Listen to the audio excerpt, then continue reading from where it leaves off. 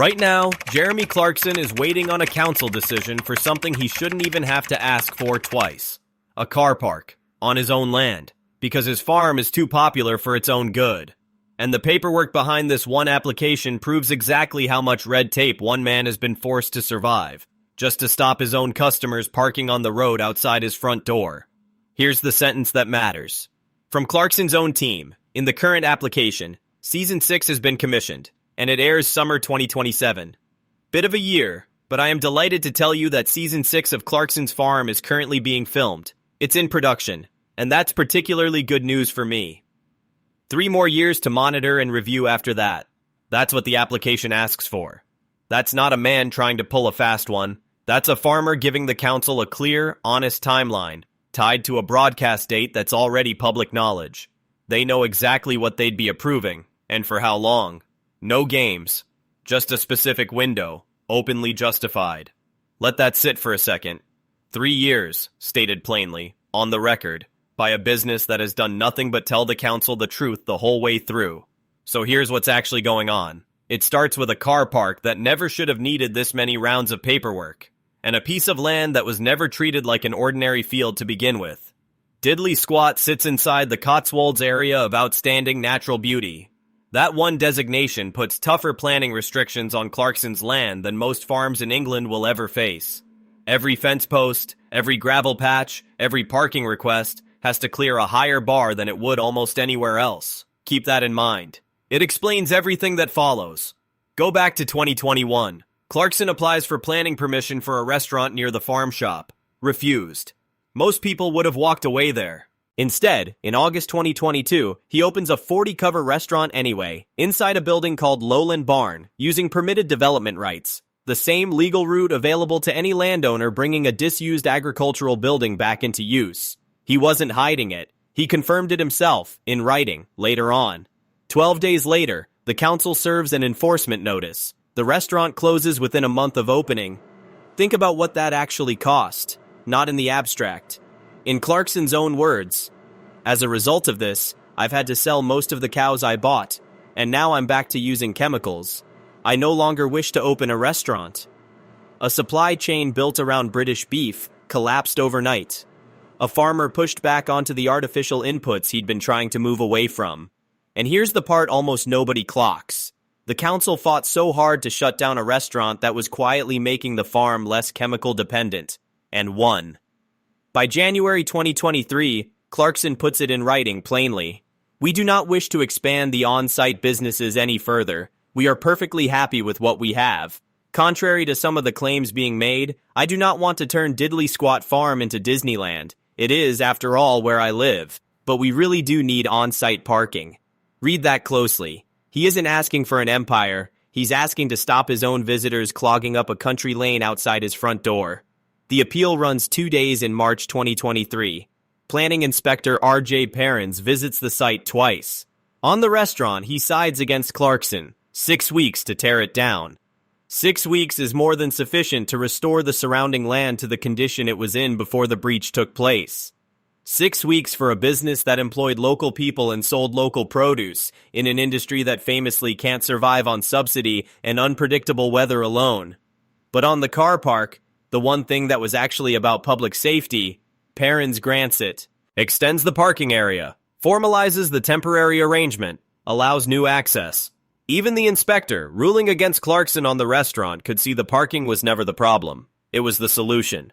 Here's where it gets almost absurd. This is not the first time Clarkson has had to ask the same council for permission to keep his own visitors safe. February 2023. An earlier bid for temporary parking, 70 cars, running to January 2025. Then the appeal ruling gives him a different window, to 2026. Now, in 2026, he's back again, asking for 2030. 3 separate applications. For the same patch of gravel. For a facility that Oxfordshire's own highways authority says stops cars parking dangerously on the road outside. That's not Clarkson dragging this out. That's a system that can't commit to a decision longer than a few years at a time, forcing a working farmer back to the drawing board, again and again, for something that was never controversial to begin with.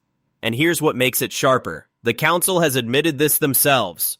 In 2023, We understand that the planning process shown in Season 2 of Clarkson's farm can seem obstructive. Not might seem, can seem, their word. In 2024, they went further, practically conceding the whole fight was unnecessary. We encouraged Diddley Squat Farm to make an application for a temporary car park long before the appeal. Read that again. The council says they told him to sort out parking. He did, and it still took a formal appeal to get it approved. So ask yourself, if the council knew a car park was the right call before the appeal even started, why did it take an inspector, a 2-day hearing, and 2 site visits just to grant it? Not everyone in the village agrees, and it wouldn't be honest to pretend otherwise.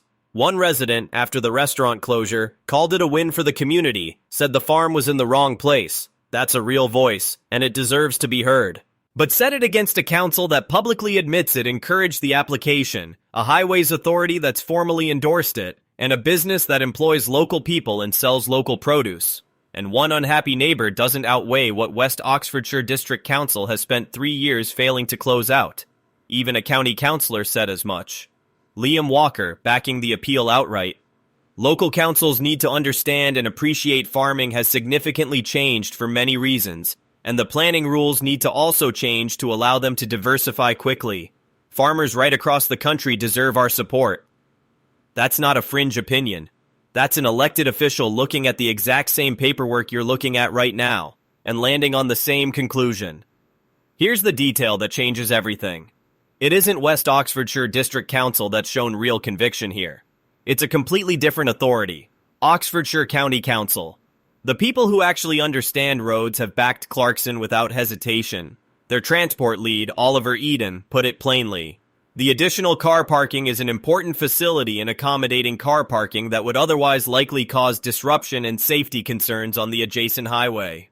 That's the expert authority in writing, confirming Clarkson was right about the parking the entire time. Eden goes further, backing the extension, to align with the expected ongoing demand associated with the television series schedule. The people whose actual job is road safety are telling the planning authority to stop dragging its feet and match the permission to reality. Clarkson's own submission says much the same. The site continues to be popular and attracts sufficient customers to warrant the provision of additional parking. It maintains the associated benefits to the farms and other businesses that supply the farm shop and cafe. That's not a celebrity making demands. That's a business owner pointing out that other local farms and suppliers depend on this arrangement too. When Diddley Squat's car park works, other people's livelihoods work with it. So where does this leave things? The 2030 application is still sitting with West Oxfordshire District Council. Undecided. No date given for a ruling. But look at what's actually in front of them. A highways authority that's already said yes. A business that's been open and specific about exactly how long it needs and why. A 3-year track record proving the car park does precisely what it was built to do. Keep cars off a country road and keep a working farm's visitors safe. There's no real case left to make against it. There's just a council that has, by its own admission, made this harder than it needed to be. If the decision lands the way the evidence points, it won't be a win handed to Clarkson.